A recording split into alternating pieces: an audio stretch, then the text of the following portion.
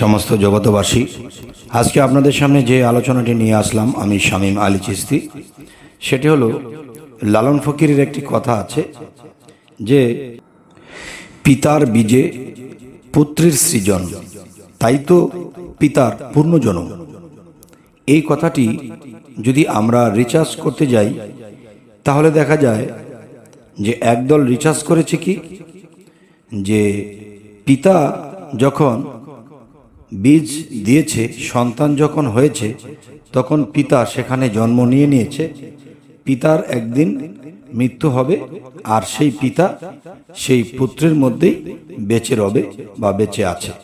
এখন এই আইনগুলো কোথায় যাবে যদি আমরা এই বিচার করি যে বাস্তবে যদি কোনো সন্তান কোনো অপরাধ করে বা মানুষ খুন করে ফেলে, তাহলে কিন্তু তার বিচার হবে, ফাঁসি হবে। তা বলে কিন্তু তার পিতার ফাঁসি হবে না। আর পিতা যদি কোনো মানুষ খুন করে ফেলে তাহলে কিন্তু পুত্রের ফাঁসি হবে না। তো আমরা যদি বাহ্যিক আইনে এটা পাই এবং আধ্যাত্মিক আইনেও এটাই পাই, যে অপরাধ করবে তার সাজা সেই পাবে, কর্মফল থেকে কেউ রেহাই পাবে না। তাহলে পিতা যদি পুত্রের মধ্যেই জন্ম নিয়ে নেয়, তাহলে এটা কি ঠিক নাকি ওই কথাগুলো ঠিক?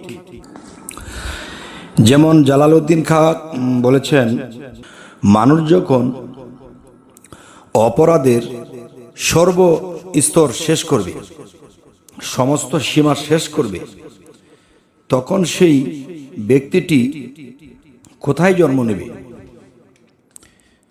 তখন সেই ব্যক্তিটি জন্ম নেবে সেইখানে। সবচেয়ে নিকৃষ্ট প্রাণী কি? সবচেয়ে নিকৃষ্ট প্রাণ হলো পাথর। সেই পাথরে জন্ম নেবে। এখানে হাজার হাজার বৎসর কেটে যাবে এবং পানির নিচে সমস্ত কীট পতঙ্গ যা কিছু আছে সমস্ত কিছু সে জন্ম নেবে, মৃত্যুবরণ করবে। এরকম করতে করতে দেখা যায় একটা সময় কি হবে, এই পানির তল থেকে আবার মাটিতে মানে ভূমিতে চলে আসবে। ভূমিতে যখন চলে আসবে, এগুলা এখানে এসে গাছপালা তরুলতা এগুলো শেষ করবে জন্ম নিয়ে নিয়ে। এরপর দেখা যায় মাটির নিচে মানে স্থলে, যা পানিতে না, মাটির নিচে, যেরকম আমরা যখন কোদাল দিয়ে যখন এটাকে মাটিটাকে কাটি, অনেক প্রাণী বের হয়, না সে মাটিতে না সে পানিতে, এরকম অবস্থা তাদের জন্ম। যেমন কেঁচো, পোকা, চালা, এগুলো সমস্ত কিছু শেষ করার পরে, গাছে শেষ করার পরে, প্রাণী জগতে শেষ করার পরে সে চলে যায় কোথায়? আকাশে। আকাশে বলতে যে উড়ন্ত অবস্থায় যত প্রাণী আছে, এই সমস্ত পশু পাখির মধ্যে জন্ম নিয়ে শেষ করার পরে সেই আত্মাটি দেখা যায় জঙ্গলে, দেখা যায় শিবপাঞ্জি, গেরিলা, বানর এবং বন মানুষ হয়ে শেষে সমাজে কোনো মানুষের ঘরে জন্ম নেয়। এ হলো যে জালালউদ্দিন খাঁর বিশ্ব রহস্য যেটা পেয়েছি, যে তিনি এভাবে বলেছেন। আবার লালন ফকির বলেছেন, পিতার বীজে পুত্র সৃজন, তাই তো পিতার পূর্ণ জন্ম। তাহলে এটা মানতে গেলে ওটা মিলে না, আর এটা মানতে গেলে ওটা মিলে না।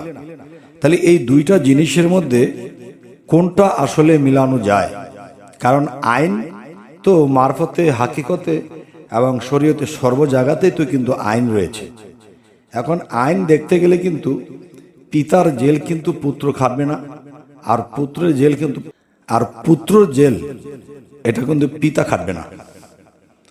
তাই যদি হয়, কথাটি আবার বলছি, পুত্র যদি জেল খাটে তাহলে কিন্তু সেই জেলটা পুত্রই খাটলো, পিতার খাটা হয় না। আর পিতা যদি জেল খাটে সেটা পুত্রের খাটা হয় না।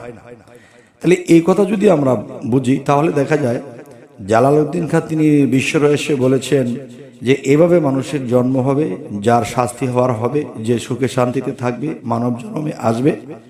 তো এটা হলো জালালউদ্দিন খাঁর উদ্ধৃতি, আর সেটা হলো জালাল, এবং দেখা যায় ওটা হলো লালন ফকিরের উদ্ধৃতি। তবে এই দুজনের জ্ঞানের রীতির মধ্যে কোন রীতিটা আমরা নেব, মানব, এই কথাটি আপনাদের সামনে তুলে ধরা হলো কেন? যে দেখেন, বাহ্যিক জগতে আমরা যদি কোনো বিচার আচারে যাই, দেখা যায় যে অপরাধ করবে তার সাজা হবে, পিতা অপরাধ করবে পুত্রের সাজা হবে, এটা তো পাইনি। সেটা আখেরাতেও নয়, বর্তমানেও নয়, কোনো জায়গাতেই নয়।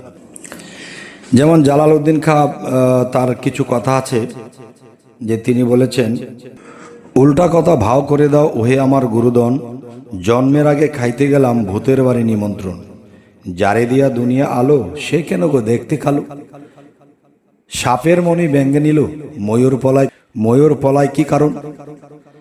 তাহলে এই উল্টা তত্ত্ব থেকে যখন ভাও করা হয় তখন কিন্তু সব ফ্রেশভাবে বোঝা যায় যে বায়ের দেখা হলো পথে, বগ্নি উঠে গেল রথে, আমাবস্যা পূর্ণিমাতে কোথায় লাগলো চন্দ্রগ্রহণ।